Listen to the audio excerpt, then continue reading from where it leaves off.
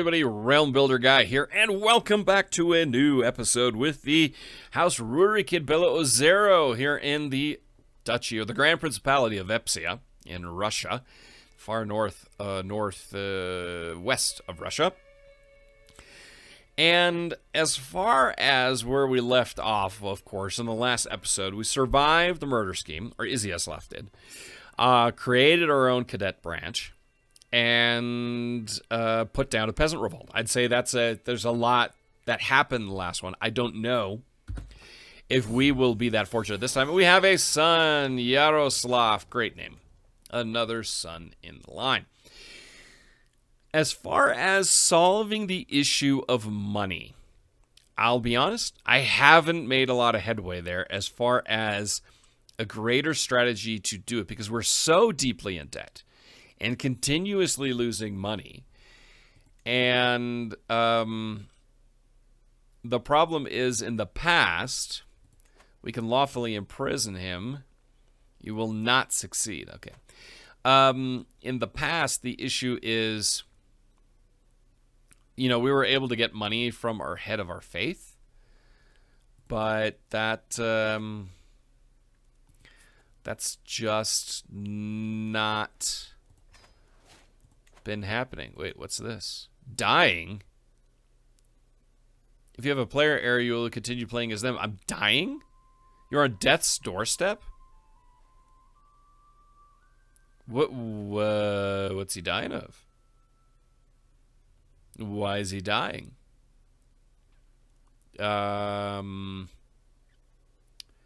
Okay. Huh? That's a new one. Confider, he's a lunatic. He's wheezing.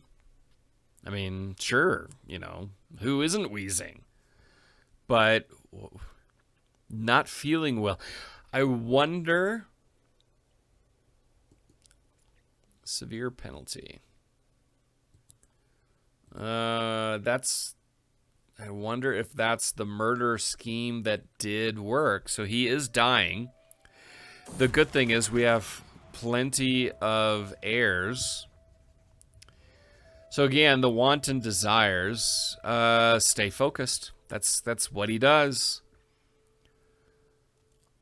Interesting.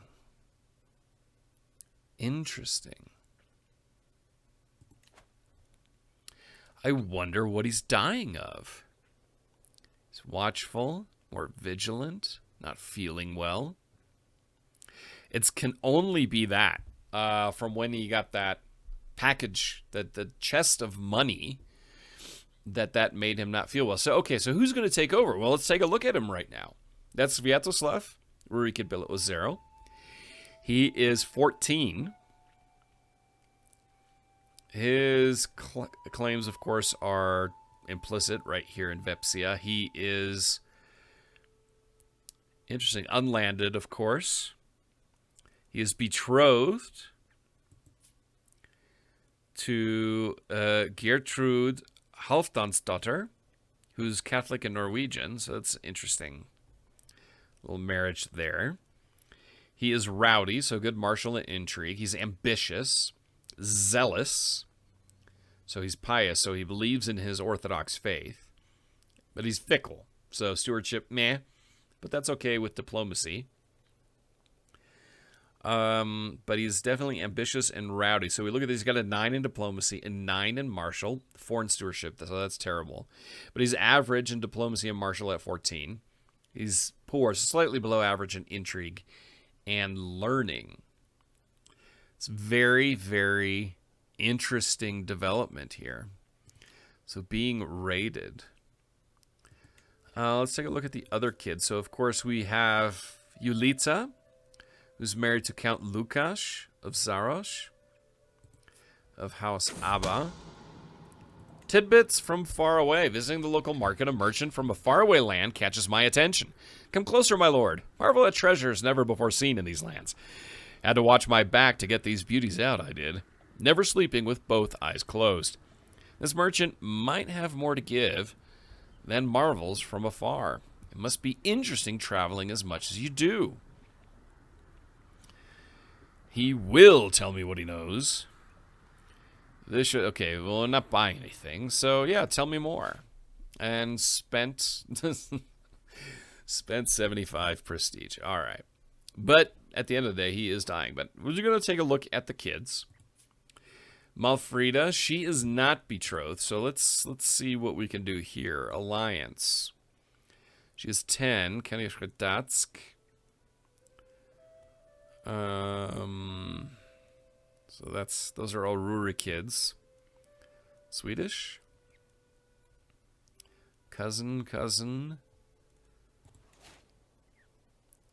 Children will be born. Can we do a matrilineal? No, we can't. Can we do a matrilineal marriage? Alliance power. Only within the own family. 10.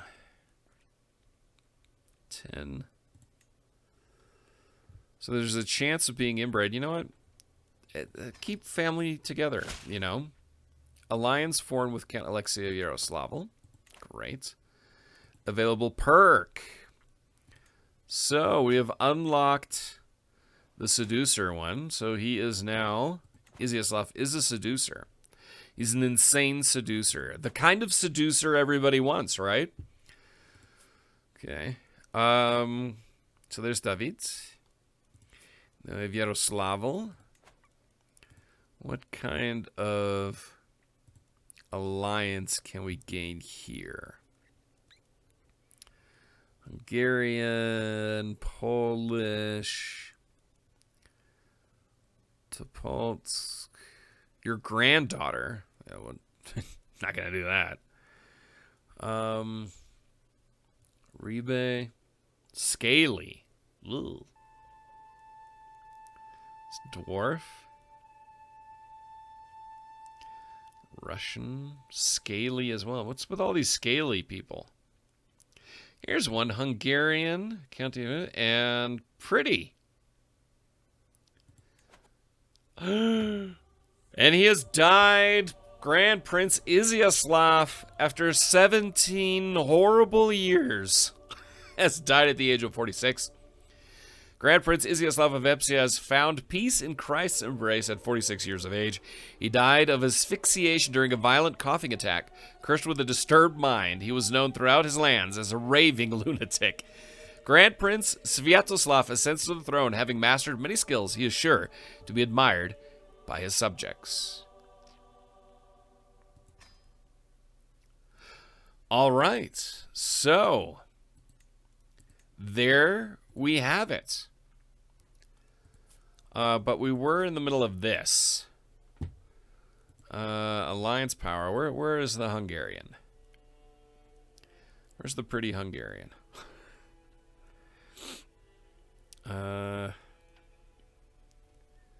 Of the Arpad.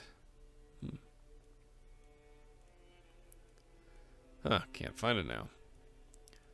What else we got going on here? Duchy of Transylvania. Temperate. Duchy of Győr. Duchy of Vilkin. Duchy of Västergötland. Duchy of Uppland. Duchy of Greater Poland. Let's ally with Poland. I think that would be a fantastic marriage. So first, let's get rid of all of this. Yes, empty council position. So much that can happen here. Fabricate a claim. That's great to fabricate a claim, but we don't have any money. So we negotiate an alliance with Count David. Of course, we will do that. Lawfully imprison him. That will not succeed. Vavra. Oh! Mom! Mother. Yeah, she can stay unmarried. That's fine. and declare a ton of wars, but we can't because, you know, debt is still there. All right, so let's take a look here at Grand Prince Sviatoslav. And we already highlighted a lot of his attributes. He's rowdy, ambitious, zealous, and fickle. So rowdy, ambitious, and zealous. So he will definitely want to fight these northern tribes. But of course, he can't right now. He only has one ally in Halfdanson, which is his father-in-law. And that's it. That is all. I mean, he's going to have his brother. Now we need to go look at the council. It's not technically, the marriage isn't done yet because he's not of age. We need a new steward. Count David, vassal and knight. Yes. We need money, dude. So much money. Spy master. Your vassal and knight is 26. Count Alexei.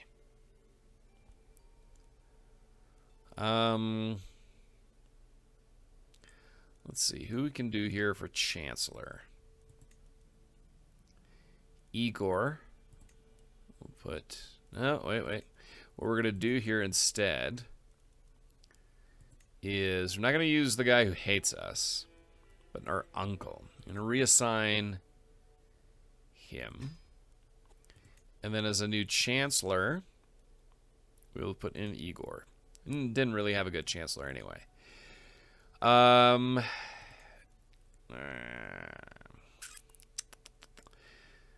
Let's see. Is he anything to us? Marshal and knight.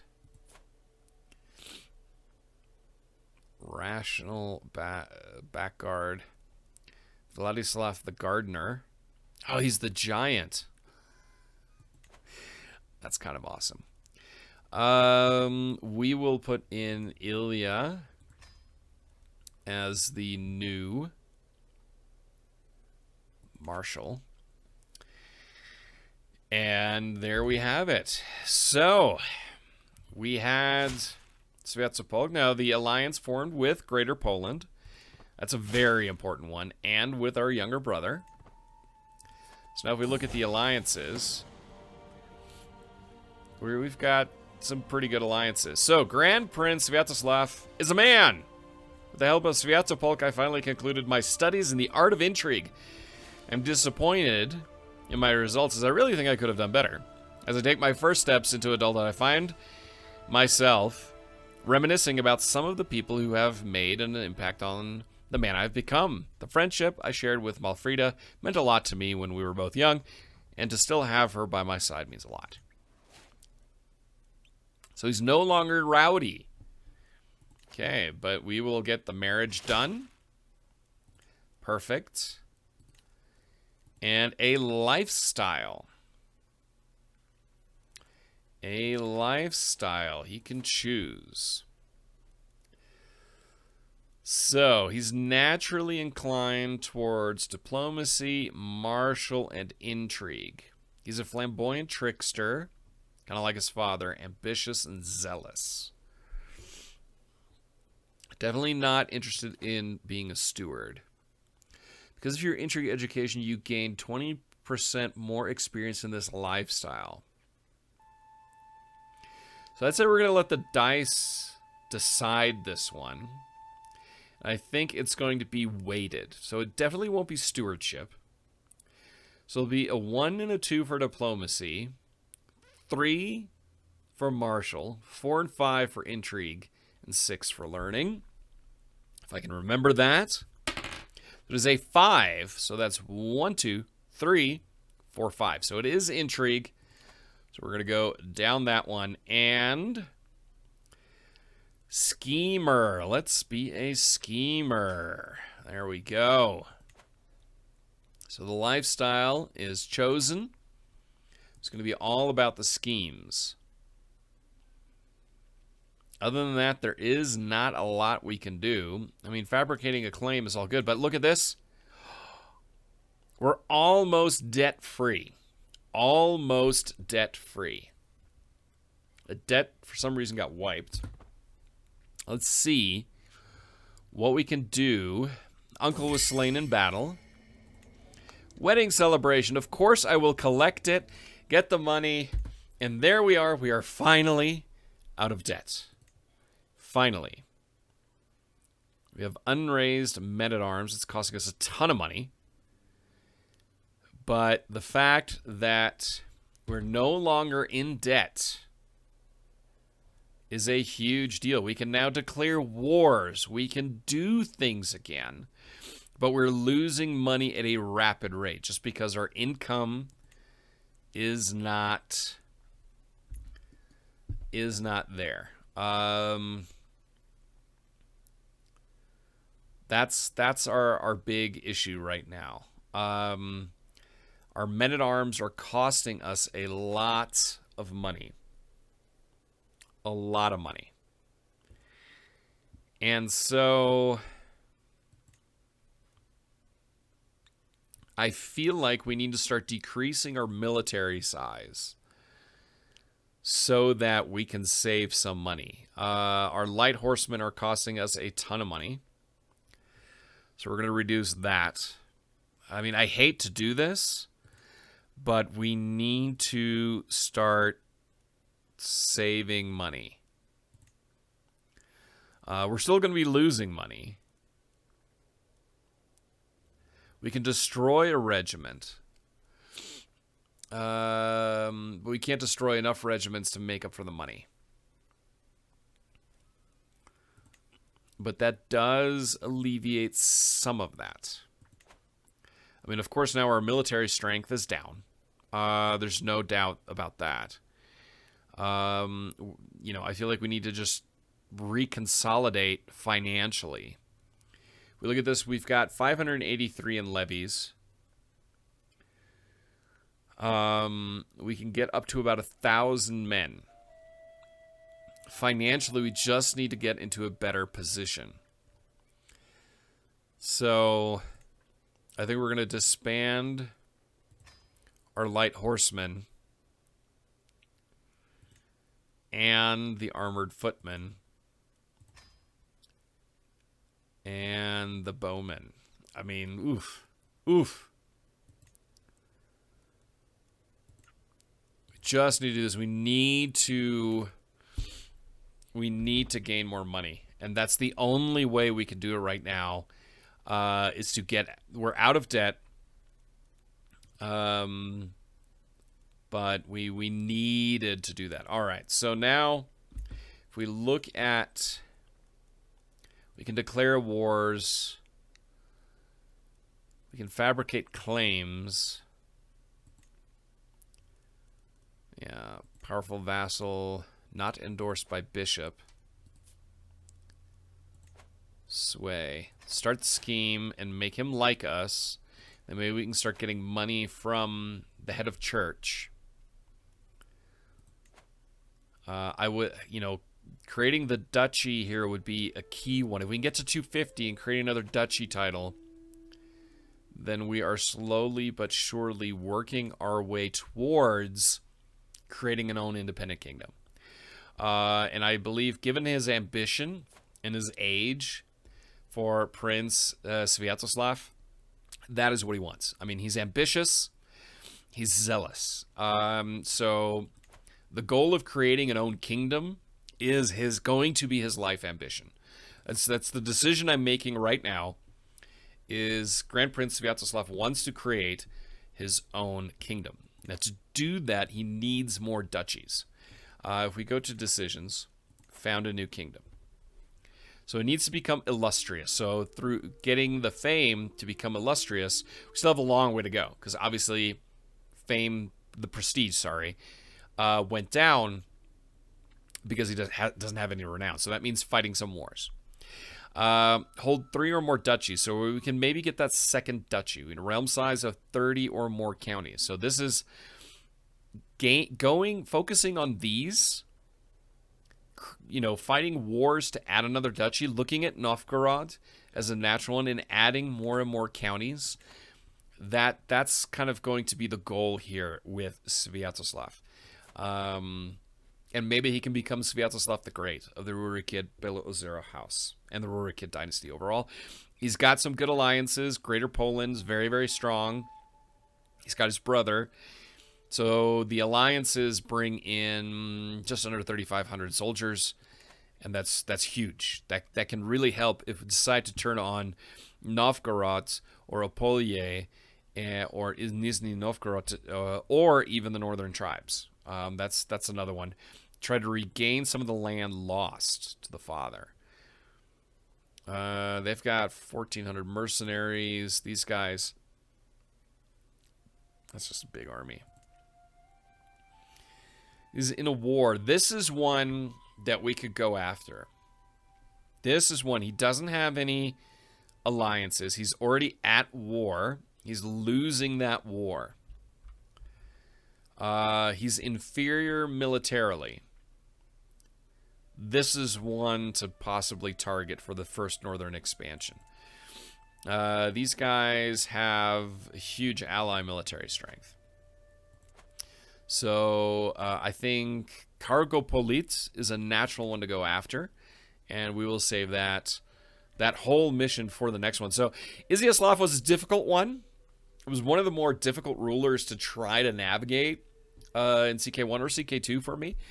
But we got past him because he just died for whatever reason. And his son, Sviatoslav, we're on a better path. We've got money now. We're out of debt. Yes, we have a decreased military, but it just had to happen. But our alliance strength definitely makes up for that. So if you like this episode, if you're happy that we're done with Izzy the Imbecile and his son, Grand Prince Sviatoslav, is here with his Norwegian wife, please hit that like button. Subscribe if you're new. And until next time, I'm Realm Builder Guy, and I will talk to you soon.